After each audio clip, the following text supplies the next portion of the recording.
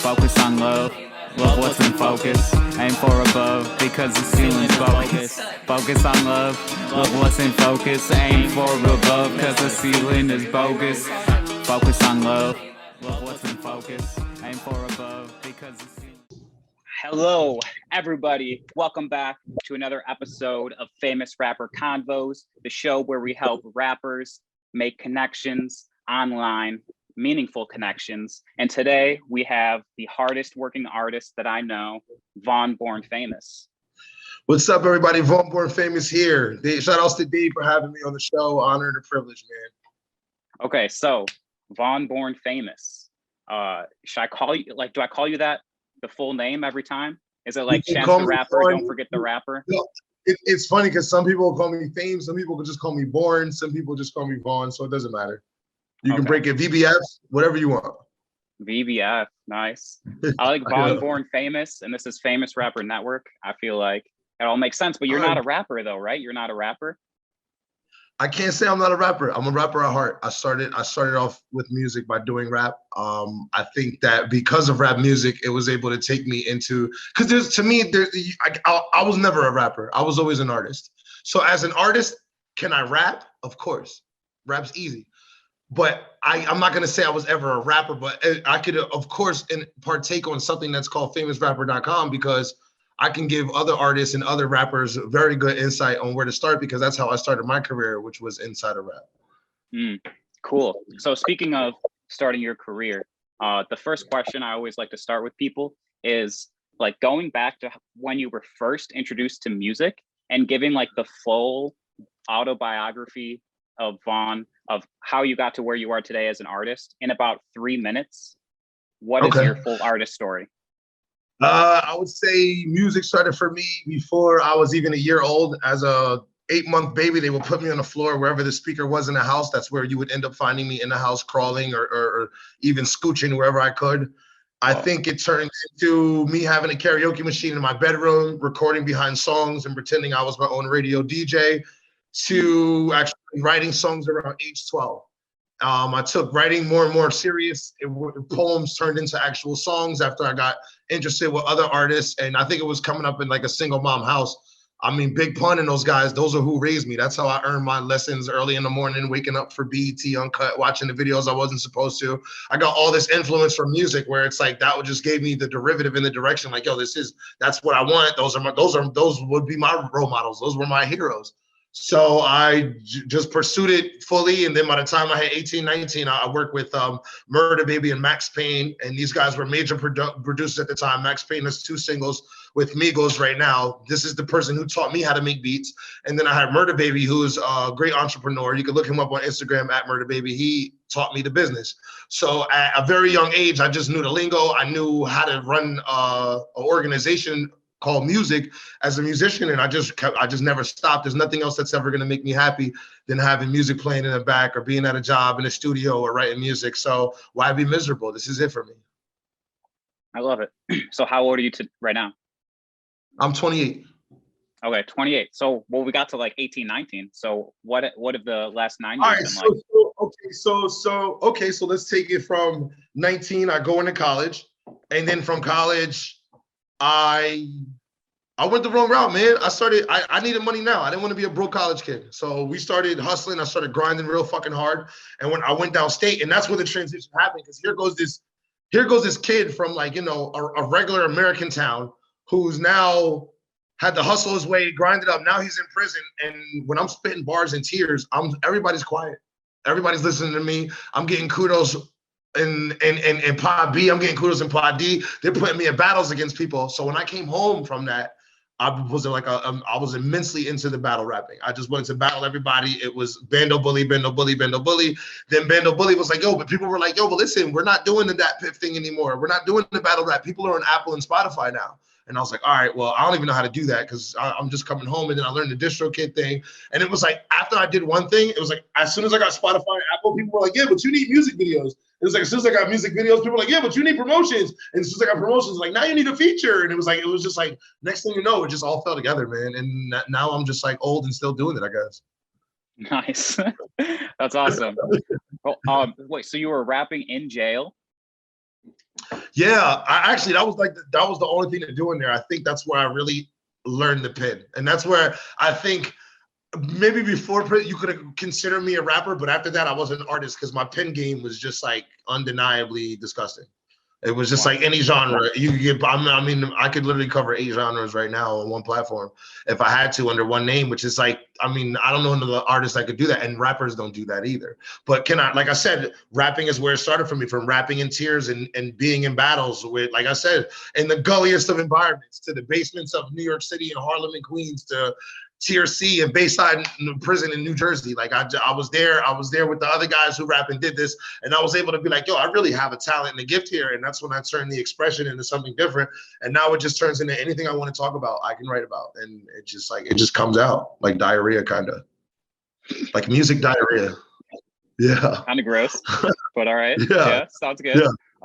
So you got out of prison in what year? 2018. 2016, I went in. 2018, I got out, and then I was on parole. I went back and forth for a couple years. So it's been like honestly, I could say for the last 2 years, I've had stability and complacency enough to actually get a real career out of music, and not just be like I'm dipping and dabbing in and out of studios, still trying to do the street thing. Like I've been like a serious career musician, like go for broke for like the last 2 years. Cool. And in 2019. You were dropping music under a different name. Is that correct? Right. That was fun. He was the trap artist / R&B guy. You know, that's when I came out with Freedom Fighter around the whole Minneapolis ordeal that happened, and then it was like the Living to Die, all that stuff that came out, and then it was like Soul Survivor, and it was like I just ran with that momentum. But like I said, as an artist, if you look at all those projects, it's like you see my hardest rap stuff and Natural Born Sinner, that gets the most streams, but it was the Soul Survivors that really, like those tracks that really stuck in with me. And I think that's what made me say, you know, Vaughn is good, but now everybody expects this from Vaughn. Everybody expects this sound from Vaughn. Everybody expects this Bando bully persona and image. How can I give them that and then throw a pop song and a rock song at them? It's like they're not gonna respect it. They're not gonna take it how I want them to take it. And so without people being pretty much unbiased to my music, I just create another name. Okay. That makes sense. And your old music is it still out? Yeah, I would never it's still out. I just put an album out on my old catalog so now it's like VaughnBornFamous. It's kind of like two identities. So it's like Vaughn just dropped the album last month, so did VaughnBornFamous. Vaughn's monthly listeners are still more than BornFamous's. Vaughn has a huge following. I'm trying to get BornFamous to that level. It's just a different genre of music and it's a different market. Okay, interesting. So you're making albums for both at the same time? Yeah. Whoa. I have enough albums to put out for like the next 2 years. But right now, if I go to the studio tonight and I do 10 songs and 2 of them are rap songs, they go to Vaughn, and everything else will go to VaughnBornFamous, and we'll figure it out from there. Yeah. Because like I said, it's expressive. I gotta get it out. I might have 20 songs in my pen and my pad right now ready to go. And I'd say 15% of them may be a rap song. So it's like it still gives Vaughn at least another album before December, because I can give him 15 tracks by then. You get what I'm saying? Mm-hmm. Yeah. Interesting. So it's like, and at the same time, if you got 30,000 monthly listeners, you're not going to just cut off, you know, it's like, you're going to keep the momentum going for them too. So it's like, I do it because music saves lives. So I don't want to distract my Vaughn fans. There are some songs on that catalog I am going to transfer over to VaughnBornFamous, but ultimately I want to keep that going for the original day one fans who could say, hey, I remember when he was just Vaughn and Natural Born Sinner, not like BornFamous, the rock star guy, you know? So yeah. Wow. Do you see yourself ever creating a third persona? Yeah, all the time. Yeah, no, seriously. Like my team's here, they'll tell you all the time. I come up with these. Okay, so here's the one I came up with this week. They're like, no, don't say it. Listen to this. Jack Hara, okay? Jack Hara, for instance, it's my favorite weed to smoke. Come up with a name called Jack Hara and just have the guy with a face mask. They'll never know who it is. I can't distract my audience already there. The only thing that's going to confuse me is the booking dates. But technically, I could be 3 personas. DistroKid gives me the ability to drop under 8 personas if I want. So why not? And then I could sign them under my label too. People will never know. I could do this with a reggae artist. I could do this with an EDM DJ. I don't have to be the marshmallow guy. I could be the popcorn guy. So there's so many ways to go about it. There's so many ways, but yes, I have thought about creating another alias because I think like all the greats really did it. You look at Notorious, it's like he kind of formed in the two different ways when Biggie rapped. It was like he was Notorious B.I.G., the Godfather, and then he was like Notorious B.I.G., just the kid from Brooklyn. You look at Tupac, he was Tupac the poet, then he was Machiavelli, the man going out for vengeance. So it's like, I think it's healthy to have these alter egos. I don't think it's healthy to just be one artist and then put out a whole bunch of different music. And it's like, I'm putting out 9 different lanes and now 2 of these lanes are congested. So half your album doesn't make sense and won't hit anyway. It's like, no, it's just give them each artist their own lane in different directions and let's do it. I'm with it. I would be 5 different people if I could book 5 different people every day. Yeah, that makes sense. I mean, for me, the most prolific artist that has done that is Mac Miller. Are you familiar with him? He has Mac Miller, and then he has a different name called Larry Lovestein, and he has a different name called Larry Fisherman, and he has a different one called Delusional Thomas. And all of these are on major platforms like DSPs and stuff? Delusional Thomas is like a mixtape and not available on streaming services. But the Larry Lovestein songs is on there. Larry Fisherman is his name when he makes beats. I think that's dope. I would so do that. Yeah, it's awesome. I think it's a good idea. Right, yeah, hell yeah. I would feature him on my album too. Mac Miller should have been Mac Miller featuring Larry Lovestein, and it would have been like, yeah, you could have made it easily, yeah. Yeah, well, the way that he did it was that he was Mac Miller. He did it really, really well. He came out with an album under Larry Lovestein, and then he like used that as a way to experiment with his sound more freely. And then he brought what he learned there back into Mac Miller for his later albums. Interesting. Noted. Yeah. So it's like a branch off and then bring it back on. Right. So yeah, no, that's pretty genius. I've definitely thought about it. Something else you could consider is creating a new persona. And then, I mean, the one with the mask would work well because if you build it up, then you could actually just hire somebody else to take your place and then keep going as the other persona. No one would know. The first generational artist ever. Yeah, exactly. I'll just put one of my sons in the mask later. Like, yeah, I thought it'd be hilarious. Like Rick Ross, you know, just have another guy be Rick Ross and then go out and do his shows. You know, it doesn't have to be him. No one knows. It could definitely work, man. Awesome. Okay, so I listened to your podcast with the Bando. Bando, yeah, those guys out in Portland. Shout outs to the Bando podcast. Do you know them, or how did that come about? I was doing a show in Portland and they were in the crowd. I think they were there for like networking, marketing purposes, which every musician should be at every show, every local show. That's a reminder to all my local artists and all my fellow artists. Always trying to hit up venues, conferences, anything going on in your local area, go and support your local artists. And I guess he was one of those people just coming out to support that night. And he had pulled my team aside and was like, you know, we got some future dates we'd be interested in. And it just worked out. And I'm actually going back out to Portland next month. I'll be performing in Portland on the 25th. And he said he's coming out to that show. And then they want me to come out and do something live when I go back out. So I'll be back out there with the Bando soon, actually. Yeah. Wow. That's cool. That seems like a valuable connection then. Yeah. I try to make my valuable connections everywhere I go on tour. Like that's like the biggest thing. Yeah, that's awesome. Yeah. Do you have any secret strategies for that? As far as what? Meeting people. Okay. How do you go about meeting people?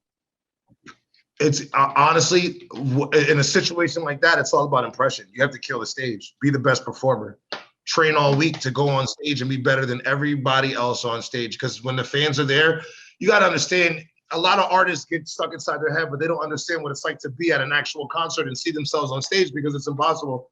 But when you're giving this music to people, you're giving them the feeling. And it's like, that's what you got to go off. And that's what you're selling off. Because now you got your t-shirts on tables in the southwest corner over there. So it's like, I've been to shows where people don't acknowledge you when you first get there. I've been to shows where everybody knew me as soon as I got there and we sold out before I could get on stage. So it's all about leaving that impression. Because if you get on stage and you kill it, it's like when you get off stage, people are going to want to come up. They're going to want to get signatures. They're going to want to take pictures. It's because they're going to see that star power you have. So my thing is impression. There's no strategy about using your own mouthpiece and selling yourself. There should be no strategy. You know yourself more than everything. You should be able to sell yourself more than anything. You're faster than anything. So it's like, for me, I walk into these venues, I walk into these rooms, and I'm just confident. I'm sure I know what to say next, and I'm selling myself the best way I can. So I think impression is huge, because Cool. you could come in and be flashing in lights, but if you can't do what we've all came to do, which is the music, yeah, it's pointless. Totally. Cool. Yeah. I'm interested to hear more about your live shows. So maybe could you tell me about like one of your favorite shows that you've done, and then talk me through like what was that like? My favorite show is from Vaughn in Webster Hall, and it's only because my mom actually came, so that was like huge for me. But I'd say, see, most recently, with COVID, everything going on, there's not like a recent show that really stands out for me. But I want to say that the show in Portland, since we're on that topic, was just huge for me because I had never ran with that many people, like on a plane, just going out for a cause, for me to just get on the stage for 30 minutes. So it was like, it was huge because it felt like I had family and friends there. We were there to shoot 5 music videos. So it's like, to me, it's like, I don't just bring the show. I bring the set, I bring the lights, I bring the cameras. I come in your city, we want to shoot videos. Why? Because we're always by palm trees and the beaches. We want to be in Portland where there's evergreen trees and it just looks like a different scenery. So we take advantage of every opportunity. So, I mean, falling again back into what my strategy is, it's impression. When an artist comes in for a 30-minute set and he just walks in with his friend or two and they set up a table, that's one thing. But when somebody comes in with a whole team and we have people at the door signing waivers because we need talent release forms because there's going to be a video shoot tonight inside the club, it's like, it kind of just, like I said, it builds that impression. It gives me that star power, and I think I need to take that wherever I go. I think it's important, and now it's expected. So it's like, now when Born Famous comes to your show, that's what you're buying with the package. That's what you're flying in with that package, is the show. And that's what I'm going to give you. I'm going to put your city on the map, and we're going to give you a great show. And like, that comes from the impression. That's the only strategy I had. I just went on stage and gave it my all. And now I get phone calls. Wow. That's awesome. So, so you get there, you have waivers for people to sign. Everybody in the audience signs a waiver. You get on stage. One of our videos, we had to, because it was a music video. So out of everybody, there was like one girl who's like, I'm not signing anything. So it's like, okay, well, we can't put you in the video. Sorry. So it's like, yeah, I had to have a team member stand at the door to make sure that gets down, because promoters don't do that. The club owner doesn't care. No other artist is going to stand at the door for your video. And of course, you don't want to be there when the show starts, because you're an artist. You got to come 20, 30 minutes before your actual performance is on set. So I had to make sure all these arrangements were made prior to the show. So when I say, like, when it was like an event like that in a place I've never been with a team that was so big, that's why it's a memorable show for me, because it was like, I'm surprised we got it all done. We damn near missed the plane on the way home. So it's like, we barely got it all done, literally. Amazing. Yeah. That's great. So people sign the waivers, you get on stage, the cameras are where? All around me. My cameraman follows me everywhere I go. I'm used to that now. Okay, so you have one cameraman, and there's camera phones in the crowd. There's a camera for the main promotion of the show. It looks like a big news network camera, and then you got my guy who's just following me around stage, trying to like not distract my performance. So there's a lot of cameras. Yeah. Amazing. And then you're rapping. You got just like 2 big speakers playing beats while you rap into a microphone. Is there any live instruments or a DJ? Everything's live. Like when the minute I left the studio, just as loud. Turn my voiceover maybe a little bit down, but because I have rasp in my voice, I can't do a 30-minute set without like totally losing it. So it's like, I just have to like have my voiceovers playing loud, depending on what the set is. My engineer, they're like sound gods. They know what I need when I get on stage, how my breaths need to be, how the timing needs to be. All this thing is figured out. Like, I got a couple shows lined up in 1 week. I got to do 4 different venues. I'll probably play around with 2 sets, one in case I lose my voice and one main set. Mm-hmm. Yeah. Cool. Yeah. Awesome. So I'm working with a vocal coach, so I don't lose my voice anymore. So I don't. So yeah. Wait, what was that? I'm working on a vocal coach for performing and making my performances and singing better and finding new ranges. So my vocal coach has promised me I won't lose my voice anymore, because I know how to sing better now and I know how to use my voice the right way. Yeah. Very important. So we'll see this summer. Was there like one major thing that you weren't doing that your vocal coach told you to start doing? Breathing. It was just like yeah, it's tough. And after COVID, having to break it, everybody's sitting home for so long. It's like, imagine doing that and like hitting the stage and you're like 15 minutes, you're like, you got so much energy. You're like, this is my 8 Mile seize the moment. I got the whole crowd, I got the microphone. And then you're like, oh my God, I might pass out up here because I'm running out of breath. So it's like, it came back to like, let's jog, let's get our body in shape, let's get our cardio. So it's crazy how the music is just like, just molding me into like the perfect person. Cause it's like, yo, I got to work out for this shit too, just to be on stage so I don't pass out. So it's like, it's a lot of, I would say it's like it's just a lot of factors that goes into having a good performance, and it's not about the actual night of the show. I can tell you that.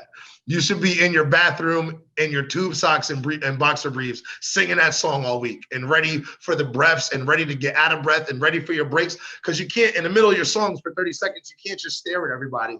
You got to say, everybody, I want to thank everybody for coming out. I got merchandise over there on the table. You're still out of breath right now because you just did a 3-minute song, and then the next one's coming in 35 seconds. These are the things you have to train for. Totally. That makes sense. I think a lot of people don't think of that aspect. They're like, oh, I know my song. I got it covered. And it's like, you don't. Imagine standing 12 rounds, boxing in a ring, running around in a circle, singing that set over and over again, because that's what you need to do. Yeah, totally. Oh. So I have a question for you. Have you ever meditated? Oh yeah, every day, dude. Every day. Nice. What does that look like for you? It looks like wake and bake. It looks like either something tasty, like a cookies and cream or a Girl Scout cookie and a nice Swisher sweet or paper. And I sit back every morning and meditate. And it could be, that's when I get my tranquility. And I like to say serenity. And then I take myself into the matrix of my mind. And then I just write more music, because that's all I do every day anyway. But that's pretty much like, and then I just allow all things to come into me. I allow to have no comfort zone and let everything go freely. And I think I just transfer that onto the pen. And then we just start writing music every day, and I'm able to put all these thoughts and feelings down. And people feel as if I'm this avid and vivid storyteller, but I'm just really just telling my story. And it's like, it's awesome because I think it's like that meditational thing. It's like, I like to recharge. My meditation is my recharge. Yeah, most definitely. So to the outside, it will look like a wake and bake, but to me, this is my recharge for the day.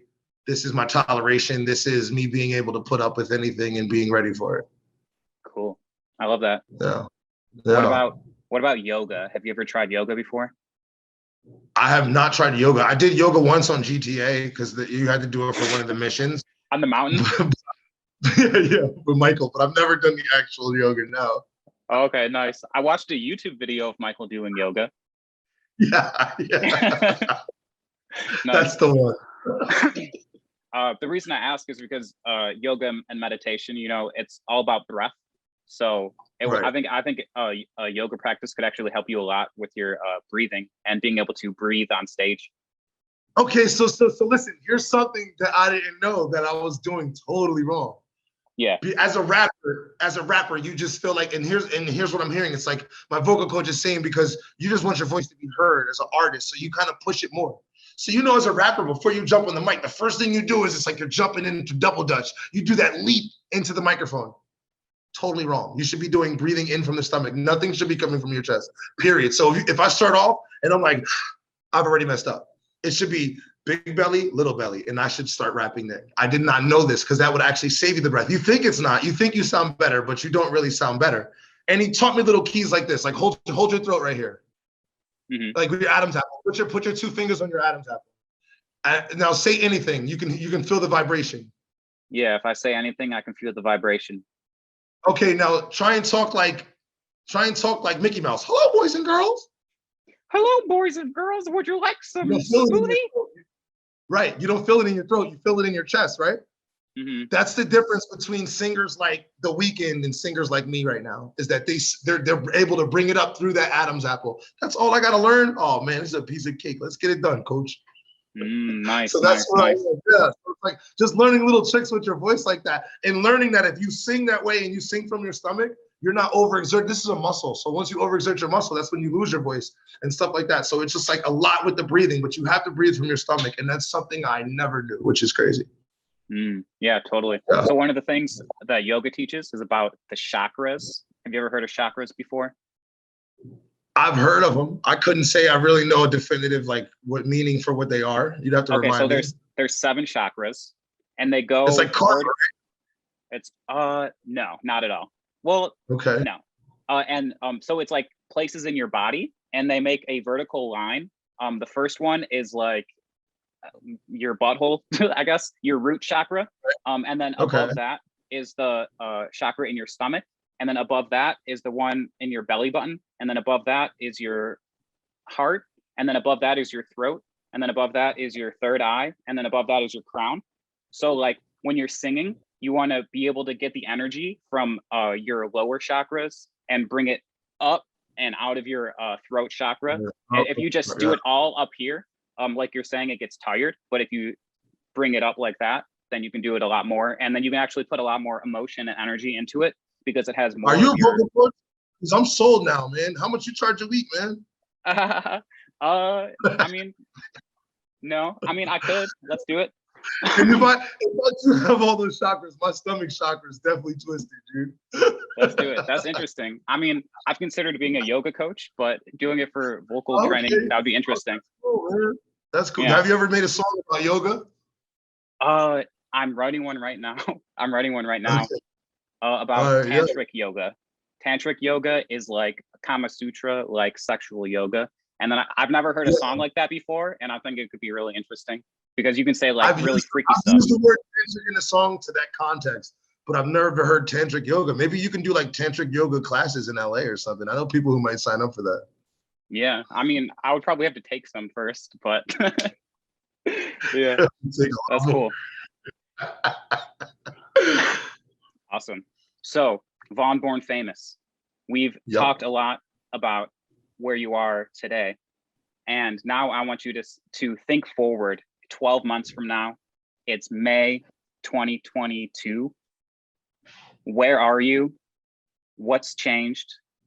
And what are the steps that you've taken from now until then to get to where you are 12 months from now? 12 months from now, that means every month I need 10 songs. That's 120 songs in a year from now, added to the 80 songs I have out right now that no one's ever heard. So I should be up 200 songs because I'm only averaging 10 songs. I'll make more than 10 a month. So that I'll be in a comfort zone of knowing that I have enough music to put out for the next 4 years, because that's where I always feel comfortable as an artist. I will be continuously doing sold out shows. I will be hopefully selling more merchandise than I'm selling right now. I will be, my network, which is your net worth, should be double what it is right now, because everybody I meet at all these events and all these shows this summer, this fall, even when I go back home towards the East Coast, I'm like taking advantage of every opportunity and leaving an impression. A year from now, I can't even imagine where I'll be, but I know it's where I want to be. I know that I'm far from where I want to be. I don't know if it's going to take 12 months to get there. I don't know if it's going to take 12 days.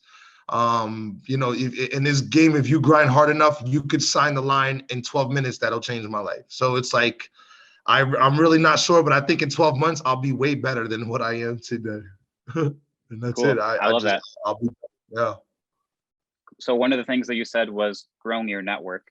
And so my next question is, so if you imagine that you had a magic wand that could recruit any one person onto your team and help you with whatever you want, what kind of person would you want to bring onto your team, and what would they be doing for you?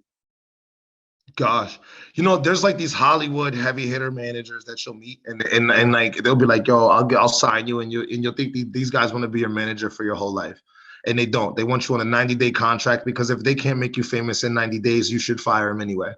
I always love to have power pushers like that on my team, and I feel like that's like a LA Reid kind of person. So I feel like a LA Reid is a visionary enough that he would be able to see my full potential in music and be like, yeah, if he's on my team, I'm going to be the winning team. That's all I know. Because LA Reid, to me, LA Reid is the same person who's behind the likes of Kid Cudi. Like, he designed Kid Cudi from the ground up, image and everything. The writing team behind them and anything, because most of these guys don't write any other music. So to see an artist like me who can come in and write his own music and be like, LA, just take me wherever I got to go, I think that would be definitely the person. Cool. Awesome. Yeah. Hopefully you can make that happen, or we can make that happen. Yeah, man. You know, I would have really liked to tag along with somebody like Juice WRLD, man, because I feel like me and him are really, really on the same flow, like lifestyle wise and like music wise. So I would love to, like, Internet Money, guys like those are good people to have on your team, people like that, because that's where I'm at. Cool. Yeah. So what does it mean to be born famous? It means to be born famous. It really means nothing can stop you at what you need to do. That all your dreams are achievable because you were born famous. You weren't born in the identity that anyone else can give you. And I know a lot of people, when they think of, when we're all kids, we think of stardom as success. That's not what I'm saying. When I'm saying born famous, I'm saying falling to what you're being born to be. For me, I was born famous. You know, you might be born interviewer or born just, but you're still born famous to do what you were supposed to do and be great at it. So that's what I think born famous is. It's more a slogan than it is my name. And that's why I say VaughnBornFamous, because you might be David born famous. You know what I mean? Like, I can't call it my own. I just know that it's something that I believe in and it works for me. Interesting. So do you have plans to have more people with the suffix born famous, like YBN type of thing? I have a lot of ideas about expansion and like how ASAP did it, ASAP Robbie, ASAP Ferg. But you know, I just got to find artists that are really up to par, and I think it's going to come up to that network and me seeing where I'm at 12 months from now, because I want to be able to set a foundation for an artist. I want to be able to put artists on and be able to help them get into the game, but I got to wiggle my way in first. And I feel like once I'm at that point in the career and in the industry where I can say, come here for 2 months to my studios with my Grammy Award winning artists and producers, it's like, yeah, you know, I'll definitely be making a born famous squad. Yeah, why not? Cool. Yeah, even my son, he born famous bam. So that's already one right there. Wait, what is it? I said my son calls himself Born Famous Bam, so I got one already right there. And my manager calls himself Born Famous Boogie. So it's like people. Like I said, I'm no judge of who's born famous or not. But as far as legit growing a born famous team, like you said, YBN, yes, I think one day, yeah. Do you own BornFamous.com? I do not. A lot of people ask me that. I do not. That's why I'm Born Famous there, BornFamous.com. I have Born Famous clothing on Instagram. Two different entities. It's weird because they're like a music blog company, which works for me anyway in the search engine, so I don't mind. Yeah, nice. How would you describe I own VaughnBornFamous. Well, that's good. How would you describe your signature sound? Majestic. Yeah, majestic. Yeah, I say that. No, I say that because I don't know. When people hear my sound, there's like, I've been compared to Fetty Wap. I've been compared to Tory Lanez, but I've also been compared to Steven Tyler of Aerosmith. So it's like, how do you arrange that? So I just feel like indifferent. If I can't say, when I say indifferent, I say the fact that I can go, how can I say my music? How can I do about it? How can I do that? It's like, that's, to me, that's majestic shit. Like, you know what I mean? Like, I don't know. To me, and when I hear other people who hear my sound, they're like, I haven't heard anything else like it. And when I see a scene that's beautiful and I'm like, yo, this is majestic. It's something I've never seen before. So I feel like if I'm giving you the impression of something you've never seen before, there's I'm like a unicorn. It's majestic. I love it. Yeah. You're like majesty. Means like king. Yeah, I like that too. Damn, that's the next album. Write that down, please. Majesty. Yeah. So, yeah. Nice. Cool. Okay, so I want to move on to a quick activity that I do with people on my show. It's called 3 Things. So I'm going to ask you a question that says, what are 3 things, blah, blah, blah. And I want you to try to give the 3 as quick as possible, like without thinking. Okay. All right. And they're not going to be easy. So get ready. Yeah. Okay, good. All right. What are 3 things that you've learned from fatherhood? From fatherhood? Oh my God. Patience, determination, and how to use my Wells Fargo app for Fortnite. What does that mean? My son always wants to play the video game Fortnite for V-Bucks. So I learned how to turn American dollars into V-Bucks apparently. Oh, nice. Which is something I never knew before fatherhood. I never really cared before fatherhood, honestly. Yeah, nice. That's awesome. What are 3 of your favorite words? Blunts, beer, and Bentley. Good choices. Yeah. What are 3 things that you've learned from being on the West Coast? Oh, right on. I love palm trees. And I love Cali girls.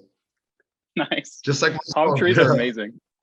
Yeah, they are. I feel like you can't be depressed with a palm tree outside. It's just impossible. Yeah, totally.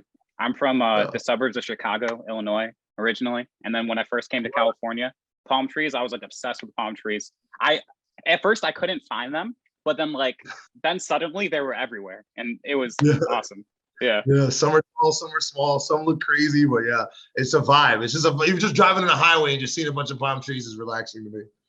Totally. Okay, what are 3 things that you want everyone to know about you?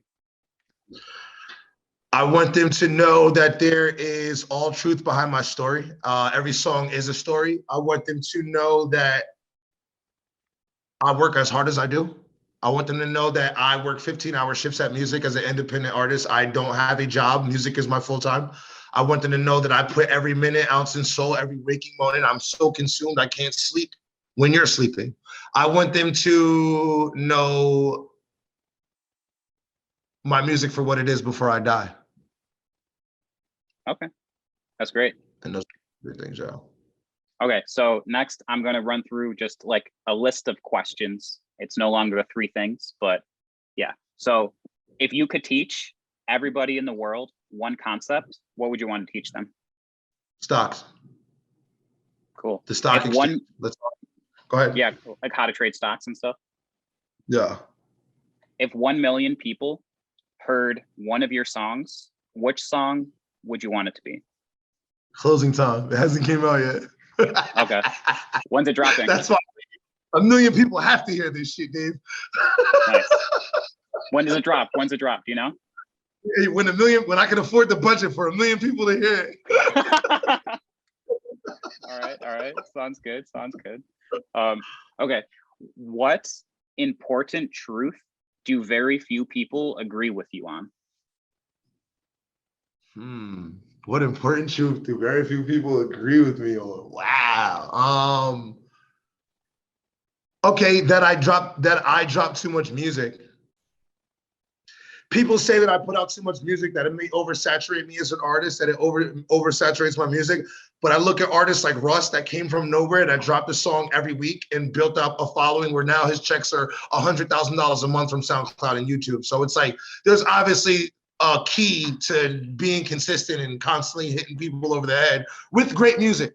So there's a difference. I'm not saying I'm just dropping music every week. I'm dropping radio-ready music every week that's of a certain quality. So yeah, I would give that advice to every artist. You're either going to be one of those artists that are going to be known for a single for the whole year. You're going to be one of those artists where people can actually be excited for you every month. And I just want to be one of those.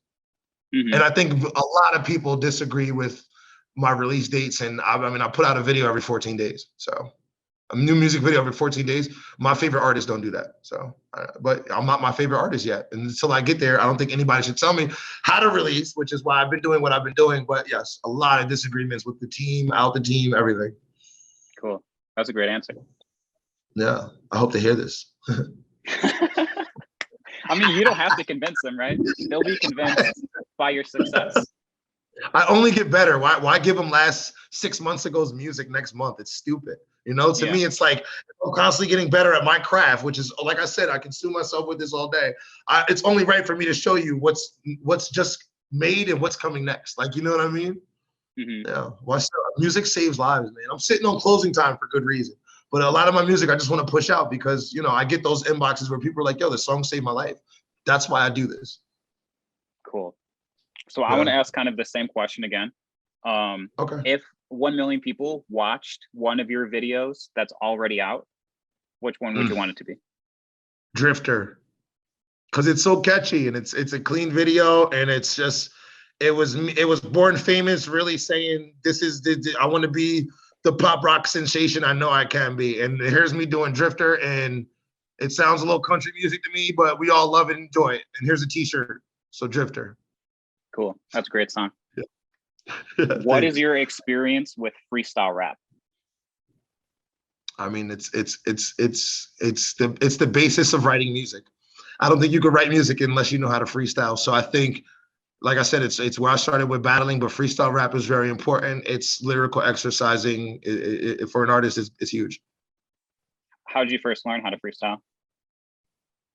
I just was really good at rhyming in words. I was like kind of like a nerdy kid with English. I've always been in like English honors and like the advanced English classes. So it's like I just like rhyming for fun. And then like poems turned into songs, like I said, and it was like, oh, this is easy. So now it got to the point where literally when I was in my like good battling days, I could visualize the next 3 lines in my head while I was saying one. So it was like you just couldn't stop me. It was like I was like a machine.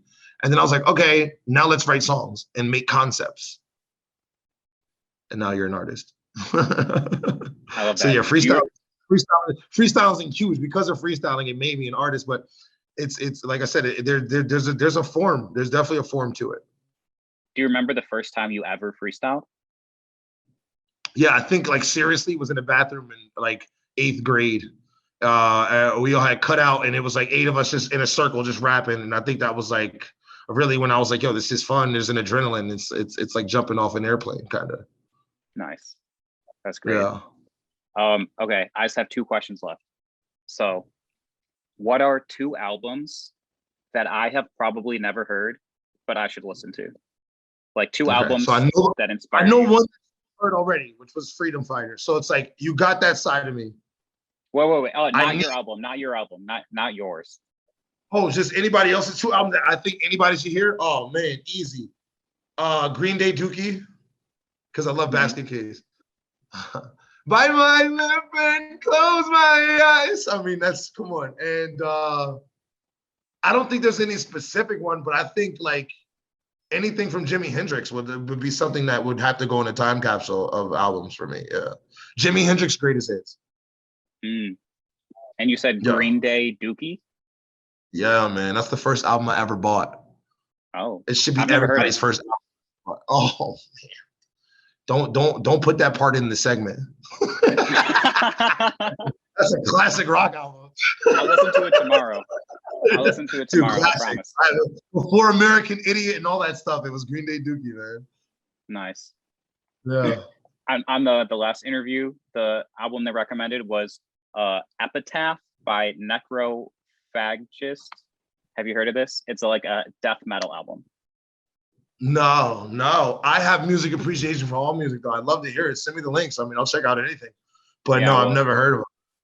I liked it. He recommended 2, and I like that one a lot better than the other one. I'll send you that one. I used to be a roadie for a death metal band called Random Task back in Jersey, like way back in the day. Ooh, tell me about that. That network, man. I just was doing it for the network. I met a bunch of promoters and club promoters, and me and my boys were in it the next year. So I roadied for a band called Random Task. And they were like really, really crazy metal. Like skateboarders would be breaking their skateboards at the shows, and everybody would be mosh pitting. And it was just a good opportunity for me to meet people I didn't know and meet promoters and be around people. And yeah, so yeah, I always put myself in great situations because I say yes to every positive opportunity. So, man, that's a good mindset.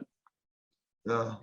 Okay, so this is the last question that I always ask people on the show, which is based on everything you know, your life experience, and what you've seen other people do, what is the secret to becoming a famous rapper? Grind harder. When you're sleeping, I'm up and I'm writing songs. And when you're in a studio and you're tapping out after 3 songs in 3 hours, I'm doing 10 songs in 2 hours. Grind harder. I can record an album before midnight tonight. Can you? Why not? Grind harder. Right. Cool. That's where I'm at. Right. Yeah. And whoever's the level up for me, I'm chasing them. If you think Michael Jordan got sleep every night, he did it because he knew somebody was out there shooting free throws trying to catch up to him. And there was a dude better than Michael Jordan playing in some random country on the playground. He just never got the shot. You want to be the guy who gets the shot. You got to grind harder. Mm-hmm. Cool. I love that. So Vaughn, Born Famous, thank you so much for being on the show. I just want to give you, I'll give you like 1 minute or anything that you want to say. People have been watching this for almost an hour. So what do you want to tell the people? Okay. I want to say that February 14th, tomorrow, I have role models coming out. May 14th. Oh, May 14th. I'm sorry. May 14th, I have role model coming out tomorrow. I have Memorial Day weekend. I have a whole nother video, a whole nother surprise. I have an album coming out in June. I have the CD we're talking about, Soul Survivor, I'm remastering it, re-editioning it, and I'm bringing it onto VaughnBornFamous's catalog June 23rd, just to hit him with Soul Survivor 2, July 4th. So that's technically 2 albums I'm telling you are coming in the next 90 days. So that's a lot to look forward to. Born Famous merchandise, VaughnBornFamous.com. Exclusive concepts. Dave, do you like this Cali Plug shirt? Because you can't get it anywhere else. It's only on VaughnBornFamous.com. That's the most important bit. Yeah. Beautiful. Awesome. And where can people follow you? They can follow me on Instagram at VaughnBornFamous, VAUGHN. Because a lot of people are like, well, how do you spell the Vaughn? So it's VAUGHN, Born Famous. I like people to really follow me on YouTube because I like to drop a video every 2 weeks. So you can follow me on YouTube by just going on the YouTube, typing in Born Famous Radio. But the easiest way to get in touch with me and stay updated, Dave, is VaughnBornFamous.com. Duh. So it's like you just go to VaughnBornFamous.com, you type it in, it'll tell you where I'm at, what show I'm going to, maybe it might be your city, what album's coming out, what songs exclusively. Sign up for my famer list, everybody. You can get updates, giveaways, all kind of stuff going out this year, birthday gifts. So yeah, VaughnBornFamous.com is a sure way to keep up with Vaughn Born Famous. Oh, that's awesome. And I guess I should ask this, it'd be a good one. Like, what cities are you going to this year? Miami. Portland, Boise, Idaho. I got a event for cancer in Boise, Idaho. So I think that's something I want to take time to talk about. We got Lady Dice and a couple of my friends from Portland, Skylar Ray, coming out to do a benefit for the cancer cause on June 17th in Boise, Idaho. I'll be in Vancouver, Washington. I'll be all over Arizona and anything that's moving in the desert. I mean, if there's a Coachella this year, anybody, South by Southwest, let me know, call me. I'm willing to book any and everything. Everything from Brooklyn, Jersey wants me to do another venue. Denver, I'll be in Denver next month. I mean, Dave, just get the pins in the map and we'll talk about it. Awesome. And it'll be on VaughnBornFamous.com, right? All that info, cities? Yeah, I usually try my best to update it every Wednesday. I give myself something to do like before I start writing the music. So Wednesdays, you can always catch new updates. If there's any new merchandise coming up this weekend, since we're dropping Role Model, is actually a 20% sale on everything. Make sure you get that 20% sale. Write that down. So after we get the website has everything. Every Wednesday, I try and update it. So if you guys want to follow, new merchandise is coming. I'm doing a merch part 2 drop. So it's like another series to the merchandise, which means I make everything myself, Dave, from cover arts to my logos on my t-shirt. So I just get better and better at everything I'm doing right now, which means my clothing line is going to get a lot better too. Do you have any shoes? No, I don't, but I'm working on something called A-List Collection, which is going to be like a Born Famous boutique, and we're going to be able to do high-end stuff like that. Because if I'm going to do shoes, they're not going to be Marburys. They're going to be something nice, like, Off-Whites or something. So I'm thinking of a way to boutique it and separate it from the music and the merchandise in that catalog, and we came up with A-List Collection.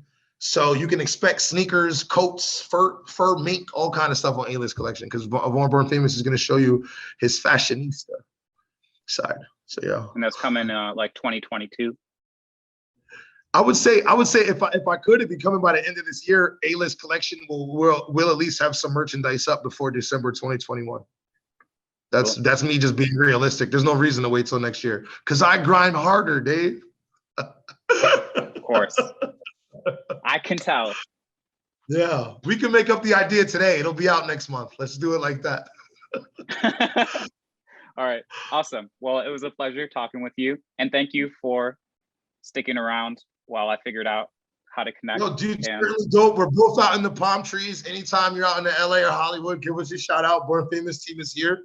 And I look forward to probably doing meetings with you in the future. This is great. You have any other segments? Let me know. This is a privilege and an honor. Definitely dope, Dave. Have a good night, man. Awesome. You too. Oh, and I'm in Oakland. Are you ever coming to the Bay Area or Sacramento? Okay. I've never been there, but I know a video guy who actually wants me to shoot a video in San Fran, so I might be over there soon. Where are you right now? Right now, I'm in Arizona. I'm in Scottsdale, Arizona. I'm in Single Man's Paradise, America, actually. Okay. Well, so I have. Get out of here. I gotta go, Dave. No. Okay. Bye. No, I'm joking. Oh. I'm in Scottsdale. It's like Party Central of America right now. Nice. Yeah, Well, I you're was just missing gonna out on say, the party, dude. I have an opportunity to do a show that's like in a wait, what's it called? Like a recording studio that's live streamed to Twitch. So I don't know if you're ever coming. We could like try to set up the dates to align for that, and we could do like That a would joint show. definitely behoove the both of us. Let's definitely work that out. I say yes to every good opportunity. That sounds like a good opportunity, my friend. So yeah, you could be in touch with just email my assistant. She'll let you know everything. Cool. Same email we've been talking on. Yeah, man. I appreciate everything, Dave. Cool. Awesome. Thank you so much. Have a good night. Make sure you You get too. some sleep. Yeah, I'll try. All right. Bye-bye. Bye-bye. Focus on love, love what's in focus. Aim for above because the ceiling's bogus. Focus on love what's in focus. Aim for above because the ceiling is bogus. Focus on love what's in focus. Aim for above because the ceiling's bogus. Focus on love what's in focus. Aim for above because the ceiling is bogus. I wanna lay down a never-ending road. We never go to